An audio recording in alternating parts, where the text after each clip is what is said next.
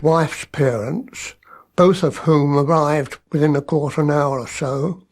They had milled about there waiting for the GP to come, so any chance of any fingerprints or any other useful clues were destroyed. But despite the initial disruption, over 12 people were present at the scene.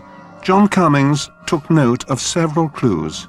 As you entered the flat, the kitchen was to the right. The mixing bowl and all the soufflé things were all there ready to be made. There was also a cup of coffee and a plate of biscuits. In the hallway leaving from the kitchen, there was one slipper, and in the corner by the bedroom, a blood-stained handkerchief. No murder weapon was found at the scene, but the next morning a bread knife with a serrated blade was found to be missing from the kitchen. A post-mortem found that there were 14 stab wounds to the neck, one of which had penetrated right through to the spine. Analysis of the knife wound suggested a knife with a serrated edge, and indeed the defence wounds on her hands also showed that there was a serrated pattern consistent with the bread knife.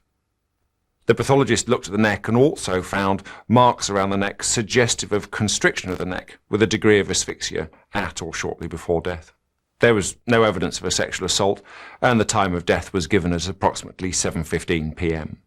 Cummings began to piece together Claire's movements that evening, and her mother-in-law confirmed that she had spoken to Claire at about 5:45, chatting to her about how to make a lemon soufflé.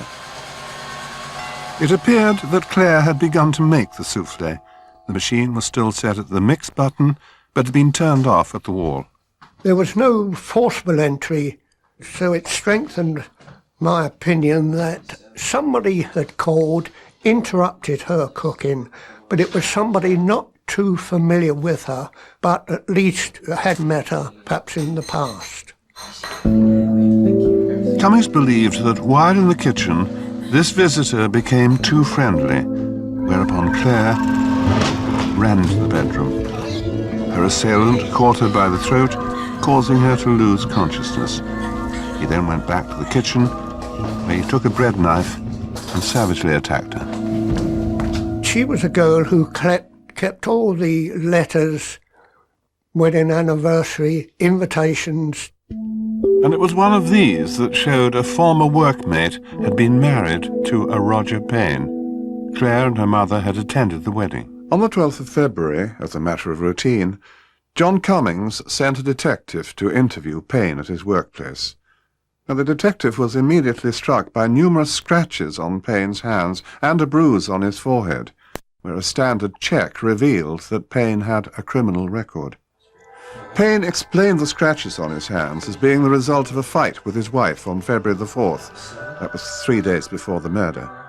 On the day Claire Joseph was killed, Payne had had to appear in London for a medical examination in connection with making his job in a bank a permanent position. He stated that he left his place of work at 11:30 that morning, changed into a newly pressed suit straight from the cleaners, and then drove in his Morris 1100 car to London. After his interview, he visited a friend, arriving at 4:20 p.m. and leaving at about 6. He bought himself some fish and chips before driving to his mother's.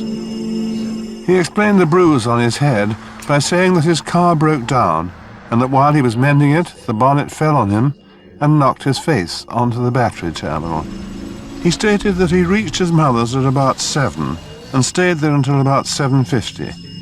He said that his car broke down again on his homeward journey. He cleaned the distributor cap and got it going, getting home at about 9:15. He took his suit, stained, he said, with mud from the car breakdowns, to the cleaners the next morning. With lightning detective work, John Cummings sent officers out to check on each part of Roger Payne's statement, even as he was making it at the police station. Everyone acknowledged meeting Payne, but they put the times that they'd seen him at about half an hour earlier than he said. Time of death had been put at about 7:15 p.m., but no exact time had been released to the press. Interestingly, during his interview, when told that they would question his wife, he said, "Well, it's no good you going to see her. She doesn't know where I was at 7 o'clock that night." Payne had admitted seeing the Josephs flat some weeks before, on the 7th of January, when he had gone to pick up his wife after she had spent the evening with Claire and some other friends. He was able to describe the flat, which he said Claire had shown him around. But John Cummings needed something that would establish that Roger Payne had been at Claire Joseph's flat on the night of the crime. 6 days after the murder, Payne attended Bromley police station. His hands were examined by a doctor who stated that in her opinion the marks on his thumbs were consistent with bite marks and were less than a week old. These were therefore caused after the 4th of February, the night on which Payne quarrelled with his wife. The doctor also ruled out that these injuries could have been caused by the impact of a car bonnet. There was no fingerprint evidence at the Josephs' flat, but John Cummings hoped that fibres from the murderer's clothes might have been transferred to Claire's garments. Margaret Pereira was the principal scientific officer at the Metropolitan Police Forensic Science Laboratory. Examination started to look for fibres from the suspect's clothing, Payne, on the clothing of Claire Joseph, the deceased. This was quite laborious work because both his overcoat and his suit were multicoloured fibres, and so it meant many hours of searching. And a number of fibres were found which could have come from his clothing. The dress helped me enormously because it was very fluffy, and brightly fluorescent, and some red wool fibres, brightly fluorescent, were found on his hat and his overcoat. Fibres were also found on a blood-stained handkerchief that had been left at the scene. Cummings now felt that he had enough scientific evidence to make an arrest, and on the 24th of February, Payne was formally charged. His house was also searched, and a number of handkerchiefs, ties, and a scarf were removed. The police brought to the laboratory a frayed scarf. It had very frayed edges, and on it were a number of fibres matching the dress again, and these fibres matched up with both the sets of fibres that I'd found on the individual clothing, so this was extremely important. A matching fibre from this scarf was also found under Claire's left thumbnail. More analysis of Payne's clothing revealed a total of 61 fibres matching Claire's dress on his overcoat, 22 on his hat, and 6 on his jacket. The suit had been cleaned, but the fibres were embedded in the cloth. It was established that this exchange of fibres could not have occurred when Payne had previously met Claire. Claire's husband explained that the cerise dress was, at the time of the visit, packed away. Margaret Pereira had recently made an important breakthrough in a new type of blood group identification, a system that made it possible to analyze a mere pinhead-sized bloodstain. She examined Payne's car for blood. It happened to be the same model of car as I was driving myself. I felt I knew exactly where to look if a bloodstained knife had been taken from the house, and I would have popped it into the side pocket of the car. And first thing I did was to strip off that side pocket and managed to find, right in the seams, sufficient blood to be able to carry out grouping tests. Tests showed that the bloodstains were the same type as Claire Joseph's. She had a very rare blood group, common only to about 1.5% of the population. Fibres matching the cerise wool dress were also found in the car. Almost as an afterthought, I cleaned out the footwell mats and found a few fibres matching the carpet from the deceased's bedroom, a nylon carpet. Roger Payne stood trial at the Old Bailey, and on the 24th of May 1968 was found guilty of Claire Joseph's murder. He was sentenced to life imprisonment. This case was one in which the forensic science evidence was obviously extremely important. Take away Margaret, half the case is gone, isn't it? It's only circumstantial with him. I think it's 30% us, 70% Margaret. Lockhard's theory is that every contact leaves its trace. It's just a question of finding it.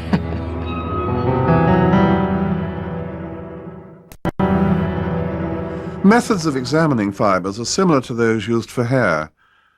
And just like hair, characteristics of materials include size, colour, firmness and coarseness. In our next crime, known as the case of the blue serge suit, fabric embedded with minute grains of sand and a single inch-long strand of silk provided the evidence that helped to identify a killer. On the evening of Sunday, the 11th of April 1937, a young woman by the name of Ruby Keane attended a service at her local church near Leighton Buzzard, Bedfordshire. Ruby was 23. Attractive and vivacious, she was looking forward to her summer wedding to a local policeman. But hours later, Ruby was found dead in a lover's lane, just 300 yards from her home. Well, Ruby Keane, she was my great-aunt on my grandfather's side of the family. By all accounts, she was a very vivacious type of person, and certainly she was someone that very much enjoyed life. Very, very well liked, a little bit of a rebel in her, but very, very tragic in the way that her life ended. Her body was found just after 6 a.m. by a railway employee on his way to work. He was transfixed by the image before him. The young woman lay right in the middle of the path. Although most of her clothing had been torn off, she was still wearing her gloves, and her arms were in the sleeves of her coat. When the police arrived, Ruby's body was quickly identified. She was well known in the area and lived in a nearby cottage with her family. Ruby's fiancé was local police officer Patrick Smith. When questioned, Ruby's fiancé stated that, yes, he had seen her on the afternoon of the day she was murdered, but had then gone on duty in a nearby village. In 1937, I was nearly 10, and I lived at the police station. Well, my father was a senior officer in the investigation. One of the reasons that my father asked for Scotland Yard to be involved was because the boyfriend was a policeman. It was felt that it was need to have some sort of objective view. When Sir Bernard Spilsbury carried out the post-mortem on Ruby Keane, he found that she had been involved in a violent struggle. The nose had received a serious blow, and there were scratches on the body, but there was no evidence of sexual assault. The cause of death was asphyxiation due to the black and white scarf round her neck. He thought that the time of death was around 10:30 p.m. the previous night. Leighton Buzzard police made house-to-house inquiries in the streets nearest to the lane, hoping to trace Ruby's last known movements. They found one witness who had seen a man and a woman, and he knew the girl to be Ruby, leaving the town in the direction of the Firs. Another witness said that he had seen a girl whom he didn't know, and a man, a local lad named Leslie Stone, walking in that direction. The police were already aware of Stone's existence. He had contacted them himself, wanting to make a statement in connection with Ruby's murder. Leslie Stone was 24 and working as a builder's labourer. He explained that he had known Ruby off and on for years, and that the previous night he'd met her at a pub where they drank and talked until about 10 to 10. Stone stated that he had walked towards her home with her, leaving her at a fork in the road at about 10:15. He said that he had reached his home at about 10:45. But a policeman remembered seeing him at 10 to 11, putting the time he would have got home at the later time of 11 o'clock. I can remember my father at supper, I think it was, having talked to Stone, saying to my mother, "I'm sure he's the man." And that was bearing in mind only 12 hours after they'd discovered the body. Stone was now a suspect and was held in police custody. I remember seeing him standing there in dark trousers, a white shirt and slippers. I remember seeing him there, and I thought, looking back, he looked rather dishevelled and rather pathetic, I thought. But detectives had also taken a statement from a married couple who had walked home that evening through the Firs. They said that they had seen Ruby in the arms of a man whom they swore was a policeman, because he'd been wearing what appeared to be a dark blue uniform. Detectives looked to the murder scene for clues. The ground where Ruby Keane had fallen had been scuffed up, but several footprints were just about discernible. What looked like knee prints could also be made out. A police technician made plaster casts of all the indentations. Well, I actually saw the plaster cast. It was the first time I'd ever seen them. I mean, they did some footprints, and there were some knee prints between the girl's legs. When Sir Bernard Spilsbury examined the cast of the knee, he found that there was a trouser crease and also the weave of the material. He knew as well that any sand from the lane would have been transferred to the trouser and would form important contact traces with regard to the murderer. At the police station, Stone was wearing his labourer's clothes, but he told detectives on the Sunday night he'd been wearing his suit. Concerned that the sighting by two witnesses of Ruby in the arms of a man who had been wearing what appeared to be a dark blue uniform implicated the policeman with whom Ruby had been involved, the detectives asked Leslie Stone to submit for examination the clothing that they'd been wearing on the night of the murder. When Spilsbury inspected the trousers of Stone's blue serge suit, the warp and weft of the cloth showed up like a large mesh net curtain. He saw tiny granules of gold between the mesh, specks of golden sandy soil. Now, Leighton Buzzard is very, very famous for sand in different parts of the town, different sands, but very, very unique. More soil was found in the creases and turn-ups of the trousers. The sand matched exactly that from the murder scene. And Stone had admitted that the suit was new and had never been worn before the Sunday night, eliminating any claim that he may have got the soil in his trousers on an earlier occasion. And though they were brand new, the trousers had been brushed vigorously on the knees, so hard that the nap had almost worn away. Then came another breakthrough. A single fibre was found embedded in the lining of Stone's jacket. It matched exactly the fibres from the cream underslip that Ruby had been wearing on the night she died. And my father charged him with murder at 4:25 on the second day of the inquiry. Stone's trial began at the Old Bailey on the 2nd of June. He pleaded not guilty, but the prosecution presented a solid case against him. On the day of the trial, they hired a part of a train to take all the witnesses to the Old Bailey. So it was a very big thing. It was the first real murder in Leighton Buzzard, I think, that had ever been. At the trial, one witness described overhearing Stone pleading with Ruby to discard her fiancé and marry him instead. And bit by bit, a picture was painted of the relationship between the couple. Stone had been in the army, and in 1932 he was posted to China, where he served for the next 4 years. Stone and Ruby wrote to each other, but after a while Ruby's letters stopped. Stone had it in his head that he was coming back to Leighton Buzzard. He was coming back to Ruby. But of course Ruby had gone off and made a new life for herself. He stuck with his original story right up to the trial, but in the witness box he admitted that he had walked with Ruby along the Lovers' Lane. They had talked and kissed, but at some point an incident some years earlier was mentioned. Stone said that Ruby suddenly changed. He said, "She called me a dirty devil and hit me on the side of the head. I was surprised. It made me jump at her. I caught hold of her scarf, I think, and pulled it. I think I knotted it again after that. I was in a kind of rage." He said that as Ruby had fallen to the ground, he had grabbed her and her clothes had torn from her body. He had knelt down because he thought he'd stunned her, but that she would revive. He didn't mention how she came to have scratches on her body or sandy soil in her hair and ears. Following this statement, Stone's counsel addressed the jury, hoping that they would find him guilty of manslaughter rather than murder. The jury retired, but after only 25 minutes returned with a question. The foreman asked the judge, if, as a result of an intention to commit rape, the girl was killed, although there was no intention to kill her, is the man guilty of murder?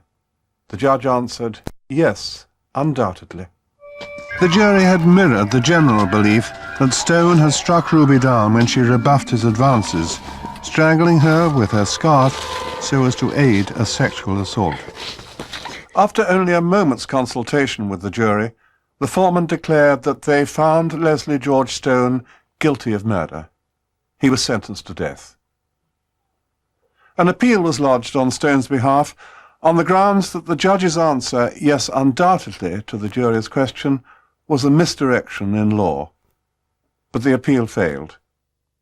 He was executed at Pentonville Prison, London, on August the 13th, 1937. He obviously had no firm intention of killing her. I think one thing led to another, and something snapped. She'd been beaten about the head. There was blood from her nose and from the side of her face. It was a very, very violent attack. In these days of DNA evidence, it is easy to forget the importance of fibre analysis. But as these two cases have shown, it can be of enormous value. Whether, as in the Payne case, it involves an array of distinctive fibres, or as in the Stone case, just one incriminating silky thread. After the break, we'll be following the horrifying case of the backpacker murders in Australia and the efforts of police to bring a brutal murderer and rapist who managed to elude them for 3 years to justice. We're on the murder trail next.